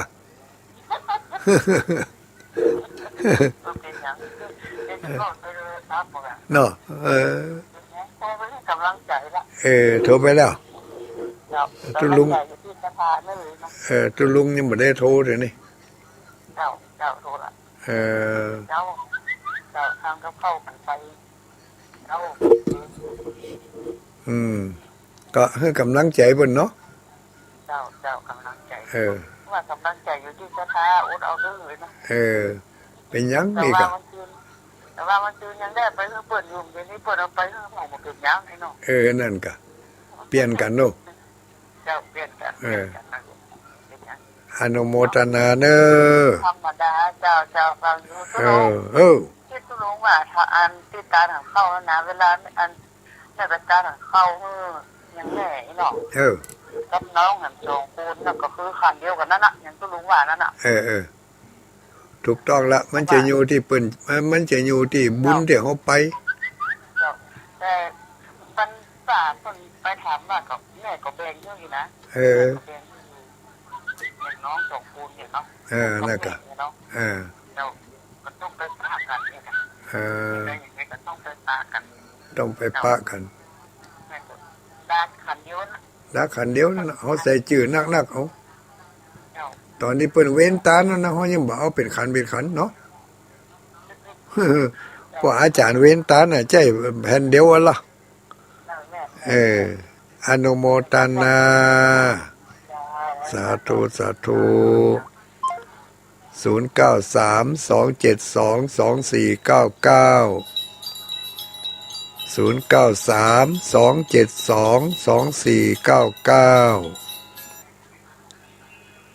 จริญพรจากได้แต่เจ้าตุลุงได้คือมาแล้วบ่ฝนย่างหรือยัง ฝนย่างหรือยังต้นบัดตันน่ะเมื่อใดก็บัดตันต้นจะเสือ วันนี้ตันเลยนี่เนาะ เจ้าซื้อตันแล้ว ถามว่าฝนย่างหรือยัง อ๋อ มาย่างเด็กครับฝน ยังแล้ว รับดีฝันดีเนอะ เจ้า สาธุ เจ้าสาธุ สาธุสาธุ0932722499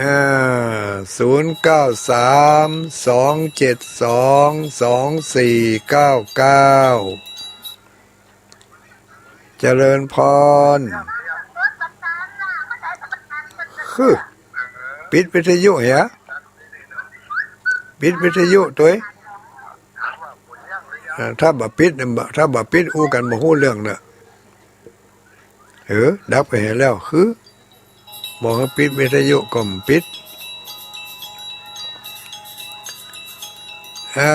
สายเก่าๆก็ใครขอเมื่อสายใหม่เปิ่นเข้ามาพ่องเนาะจะได้เห็นดูเปิ่นเจริญพรเจ้าแก่ภาษาเจ้าตุลุงโดย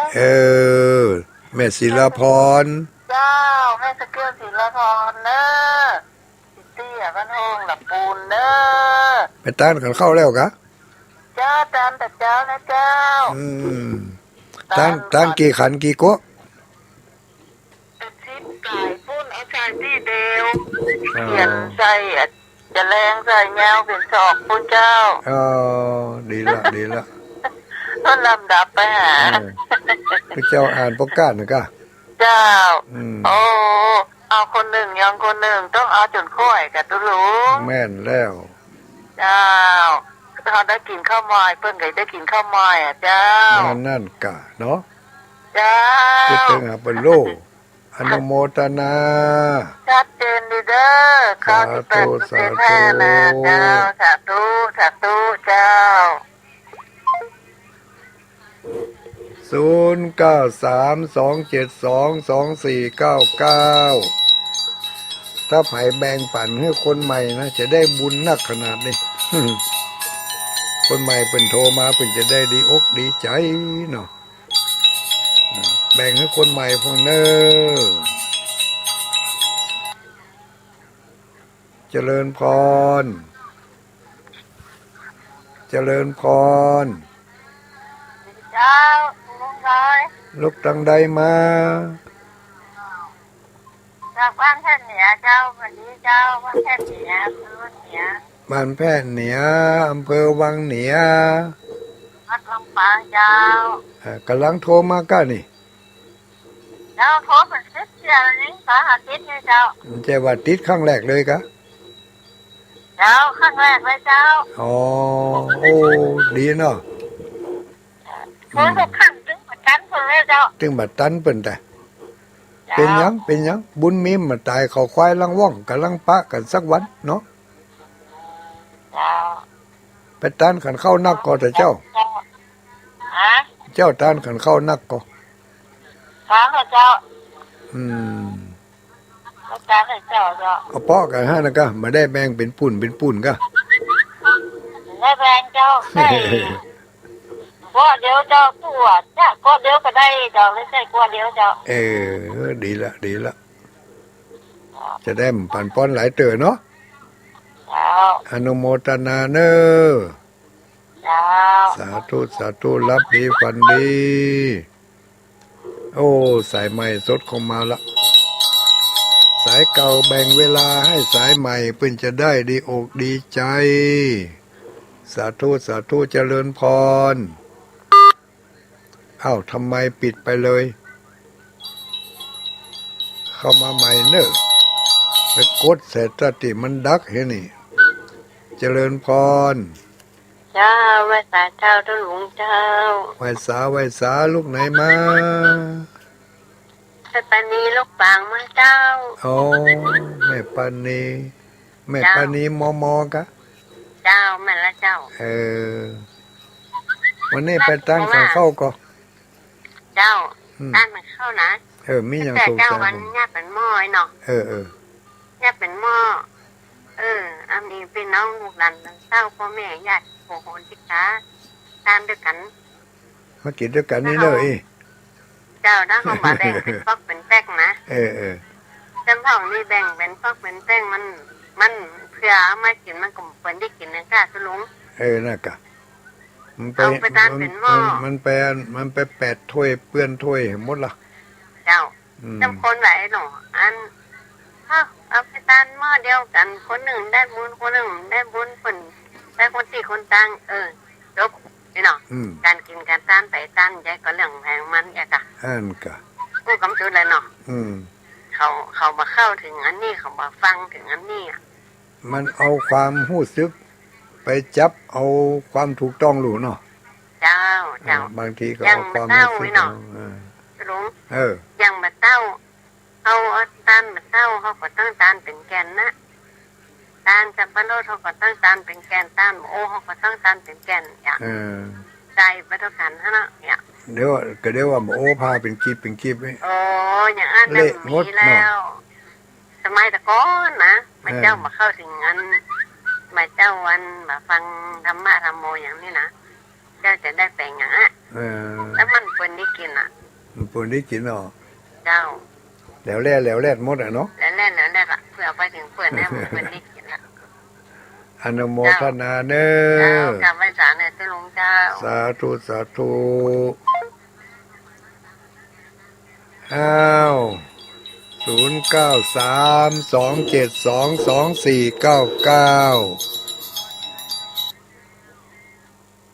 เจริญพ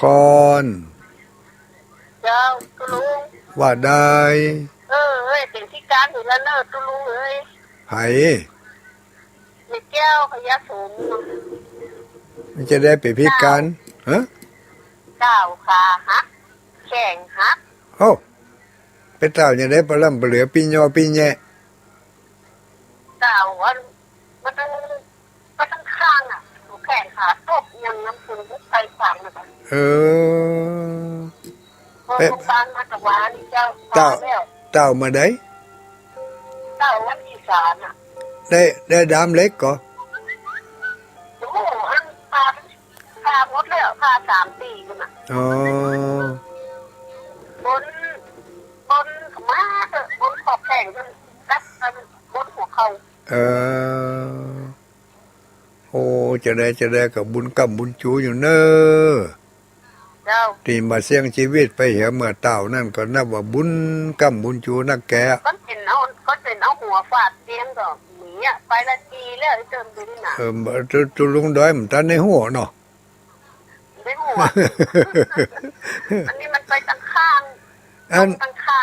มันแรงตะกี้นี่ก็มีเปิ่นรายงานมาว่าหมู่ขึ้นสีขาวเขาเนี่ยสมาชิกคนหนึ่งตกต้นบักขามแขนหักไปโรงยาจังหายพุ่นเนาะก็ขอให้หายไวๆเนอะขอปันห่มปันหายบุญกรรมบุญจู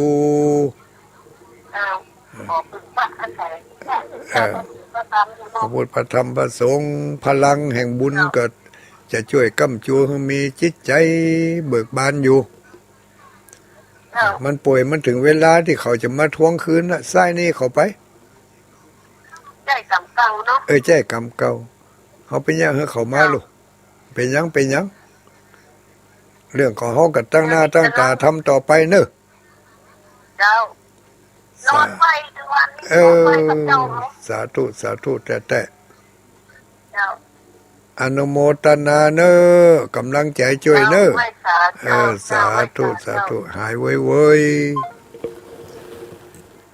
แม่ใจเรดิโอ95อันนี้มันยังฟังแม่ใจเรดิโอกะขึ้นสีขาวพุทโธเศโถติโลกสมิงสปะสตานังเนอพุทโธเศโถติโลกสมิงสปะสตานังปวีน้อยมาแล้วเจริญพรครับ นมัสการ สวัสดีสีเป็ง ครับครับ เออ จิตอกจิตใจครับ เออ ท่านพระพุทธเจ้า แต่เจ้าไปวัดเมือนก็ คู่เหมือนกัน เหมือนกับพุทธเจ้าเช็ดพิธีมอดฟังเด็กฟังทำเช็ดก็อันนี้สงข้าวจีข้าวหลามนั่นก็ ครับไม่จีแล้วเลยจานแล้วได้ตานแล้วเนาะโอ้ดีแต่หิดเก่าไว้เดิมก็ยังบ่ละแต่เนาะครับบ่ละครับความเล่นช่วยกันแปลงของหัวโตหลายมันต้องจวนกันเนาะครับจะได้รักษาหิดห้อยโบราณเอาไว้วันหน้าเขาก็ไปศึกษาค้นคว้าพอเนาะจะได้ให้ลูกให้หลานหูหลวงพระเจ้าเนี่ยมันหยังพระเจ้าอยู่ในวิหารไปห้อนอย่างนี้นะไปหนาวอย่างนี้นะเนาะความหมายแท้ๆมันเป็นยังไงนะเขาก็ศึกษากันต่อไปเนาะอนุโมทนาเนอะปอน้อยเนอะสาธุสาธุฟังดารุ่นนี้หนองบัวคำหนองบัวใต้อำเภอพานกลุ่มพุทโธเศรษโถนี่รายงานมาฟังดารุ่นนี้ว่าเจริญพรพุทโธเมนาโถพระพุทธเจ้าเป็นที่พึ่งของเราธัมโมเมนาโถพระธรรมเป็นที่พึ่งของเราสังโฆเมนาโถพระสงฆ์เป็นที่พึ่งของเราไว้สาเจ้าตรงโดยเจริญพรแม่อุ้ยอินเมืองสำเมืองวางไม่วางเรดิโอนะเจ้าไม่วางเรดิโอชัดเจนแจ๋วเนาะชัดเจนแจ๋วเจ้าฝนตกก่อนนั่นฝนตกแล้วเจ้าแต่ว่ามันเสื่อนตกก่อนเจ้าตกอยู่ได้หดน้ำต้นไม้อยู่ห้องเนาะก็ยังแควนหน่อยกำลังใจทุกคนนะเจ้าขอบคุณขอบใจจะนักเนอสาธุรับดีฝันดี0932722499สายใหม่มาสายเดียวหูนี่เนาะบัดตันเปิ้นไม่ไหลกั้นเต็มที่ก็ไม่ไหล พยายามกั้นเต็มที่จะได้ก็ได้แต่ร้องพอละแทรกเปิ้นมาได้ก็นี่เจริญพรไว้สาไผเอ่ยแม่ดอกแก้ววันเพ็ญบางแบงเจ้าอำเภอเมียงจังหวัดลำปางหมู่3ตำบลทุ่งขายเจ้าแม่ดวงแก้วแม่ตอมแก้วแม่ตอมแก้วโอ้ลำปางมานึ่งสายอยู่เนอะชัดเจนดีก่อเข้าใจกูอ่านเจ้าทั้งกุศลกุองเจ้าอ่านดีละเจ้ากับของเจ้ามาเข้าหลายไหลูกดูตั้งจกกินเนาะกินข้าวไหนั่นไปเลี้ยงตับเลี้ยงปอดกินข้าวไหนั่นไปเลี้ยงแข้งเลี้ยงขาอีกอะเนาะข้าวไหนั่นไปเลี้ยงสมองอีกอะอนุโมทนาเนอบุญบุญกรรมบุญจูบุญกุศลปกห่มอยู่ดีมีสุข5532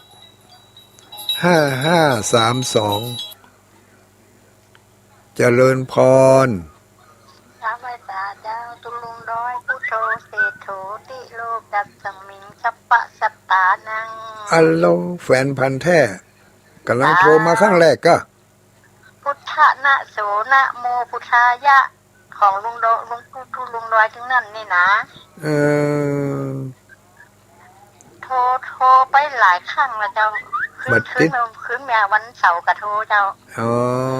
แม่คำสันขวางอำเภอแม่ใจจังหวัดพะเยาเจ้าพังขึ้นดวงดีวิดีโอเป่าแขกแม่ใจเจ้าอ๋อดวงดีวิดีโอเจ้าชัดเจนดีเนาะเจ้าสักเซนดีเจ้าวันแล้วโทรมาติดกี่เตือโอ้ติดมันจ้ะเจ้าติดมันได้แล้วเจ้าบุญกำบุญจูเนอเจ้ากับไว้สาเจ้าสาธุอนุโมทนามีเวลาก็โทรเข้ามาแถมสายใหม่ๆเดือดร้อนเป็นตึงบัดตันเขาน่ะตัวไผ่ตัวมันก็เจริญพรเจริญพรย่ำยำขวาดท่านฮันน่ะว่าบอกว่าต่อไปติ๊กใส่ตัวติดปิดมันเห็นแล้วไม่ได้รับ6 สายวันนี้น้อยเฮ้ยไม่ได้รับ6 สายวะเจริญพรสวัสดีครับสวัสดีครับ5980ละปูนกันนี่ผมอยู่ลำปางครับเอาลำปางกับบ้านยังบ้านกันบอนครับหมู่ทิศต้นธงชัยครับตรงชัยอำเภอเมืองอำเภอใดอำเภอเมียงครับอำเภอเมียงฟังมาเมือนแล้วกะครับกำลังโทรติดครั้งแรกเนาะครับกำลังโทรที่ครั้งแรกผมโทรได้2 วัน3 วันดูโปโทรตั้งแต่วันเสาร์มาเนาะครับวันเสาร์ก็โทรวันติดก็โทรโอ้แม่นก็โชคดีวาสนาตึงกันแล้วลูกมันตึงกันแล้วต่อไปก็จะได้ติดบ่อยๆเนาะครับกี่ข้าวแรงกับอย่างวันนี้กินข้าวแรงกับตำบักเขียครับอัลโหลข้าวแรงกับตำบักเขียรับดีฝันดีเนอะบุญก้ำบุญจูบุญคุณจารย์อยู่มันยิงยาวเด้อสาธุไม่มีโรคภัยไข้เจ็บอย่างเด้อขอกำจูศาสนาไปเมืองนานๆเด้อสาธุอนุโมทนาขอป้อนนี่ปิกไปหาปู่อุ้ยนักยิ่งกว่าเก่า100 เท่าพันปูนเนอสาธุโทรมาติดครั้งแรกดีอกดีใจเนี่ยเขาหันว่าญาติโยมทั้งหลายคนที่เปิ่นโทรมาใหม่ติดครั้งแรกได้เปิ่นดีอกดีใจขนาดอย่างกับเขาโทรนี่กันเนาะเขาโทรติดดีอกดีใจเจริญพรจากไว้สาเจ้าไว้สาลูกไหนมาลูกอำเภอจุนแต่ว่าพะเยาเจ้าแม่ยังป่าส้มเจ้าแม่ป่าส้มวันนั้นก็วันที่บ่ไปจังไห้ก็แม่ป่าส้มวางนี่ไปบ่อยนะเจ้ามาวันนั้นนี่ไปวันนั้นนี่เจ้ามาพักบ้านก่อนเจ้ามาพักบ้านพักผ่อนบ้านแหก่อนไปเถอะง่ายเนาะเจ้าโรคมันยังกระดูกทับเส้นเจ็บเอวปวดลงมาขาเนาะลงไปหัวเข่าแกนจัดเนาะแกนหนูมดแกนตัวมดเจ็บเอวเจ็บขามันเหมือนกันนะก็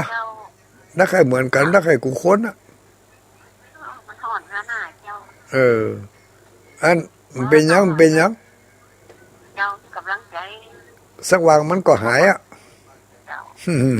จังหวะอุ้มเหมือนเนาะตั้งเป้าไว้อนุโมทนาเนอสาธุรับดีฝันดีแม่อุ้ยลัดดาป่าส้มแม่อุ้ยป้อหายเซ็บถ้าจะเกลียดแม่อุ้ยป้อนี่นะไปว่าอาจารย์ เจริญพรกราบนมัสการเจ้าเจริญพรแม่อุ้ยล่ะเจ้าแม่อุ้ยล่ะวันนี้กินข้าวกับอะไรอะไรพัดปะน้ำแก้วฮัลโหลพัดบะน้ำแก้วก่อนใส่จิ้นหมู3 จั่นเห็นกันเนาะโธ่ถ้าจะอาลีดอยเหมือนกันเนอะไปแอววัดกะไปแบบได้ใจไม่จัดไปเอาใจไปเอามาเดี๋ยวนี้มันถ้าเอาตั๋วไปอ่ะเจ้าถ้าลูกไปช่วยเปิดแกครับจะเติมสตางค์ไปแค่แกอันน่ะให้หอมกันไปให้กำลังใจกันไปเนาะนั่นลุงยังไม่ได้ไปแอวหาเปิ่นกำเตือนี่อนุโมทนานะอุ้ยเนอะสาธุสาธุ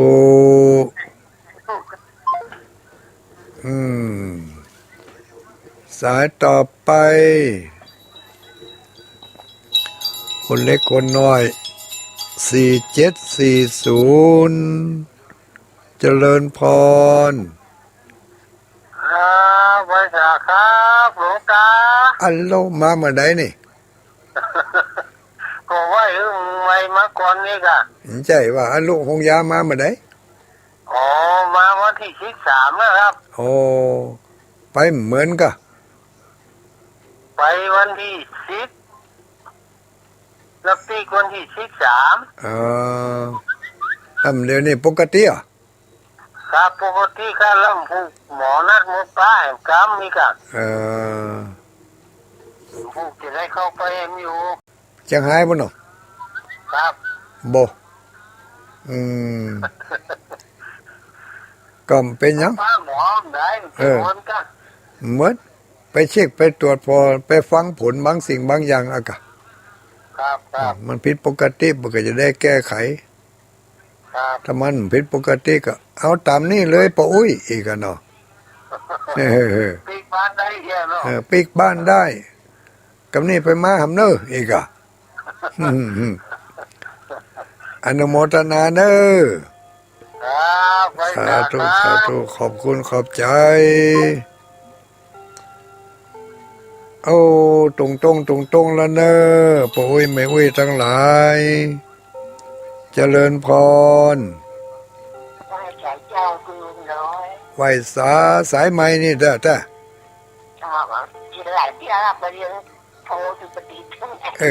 กำลังมาติดนี่ครับว่าได้ไม่อุ้ยยัง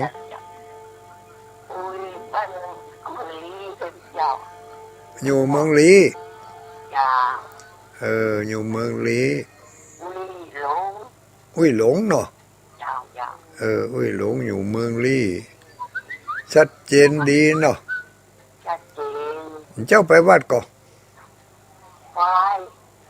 ให้ลูก8ละกัน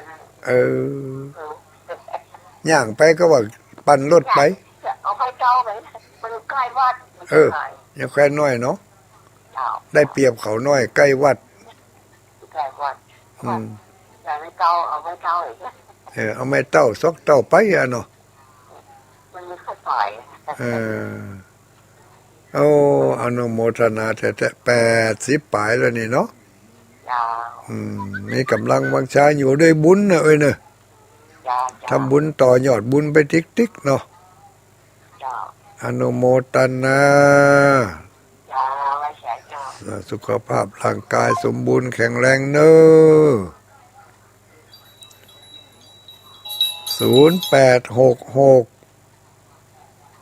เจริญพรไหว้สาเจ้าสมุนดอยไหว้สาลูกไหนมายอดเจ้าบางสีบุญเลี้ยงสีบุญเลี้ยงใจโฮมกะเจ้าสีบุญเลี้ยงใจโฮมสีบุญเลี้ยงใจโฮมฟังสถานีไหนดาวลุนีเจ้าดาวลุนีเจ้าไปวัดก่อบ้านให้เปิ่นตามอยู่เดือน3พุ่นน่ะ ตาเข้าใหม่กะ เจ้า เปิ่นปรับ เดือน 3 เดือน 3เป็งอ่ะ เดือน 3ออก8ค่ำ ฮะ เปิ่นเนี่ยเปิ่นมาตามไปนี่เปิ่นยำได้ก็เนี่ย คือมันแล้วเจ้ากะแล้วเจ้าเปิ่นก็ตานเจ้าอีกอะ แล้วเจ้ามาเป็นเนี่ยเขาแล้วเจ้า แล้วเจ้าตานเจ้าจะได้กินเจ้าอีลูกลุงน้อยเจ้า ว่าได้ คาถาพุทโธเสโถเลย พุทโธเสโถติโลกัสสมิง ติรูกัสมิง สัปปะสัตตานัง สัปปะสัตตานัง ใจท่องได้สะปะสะเป็ดเนอะ เจ้า ป้องกันภัยป้องกันอันตราย ทั้งสัตว์เจนดี ชัดเจนดี ทุกตนทุกองค์เจ้า อันนั้นเนาะคาถานี่แก้คาถานี่แก้ขี้จุงขี้แซมได้ด้วยนะ ไผจังขี้จุงขี้แซมมันท่องไว้ทิกๆเนอะ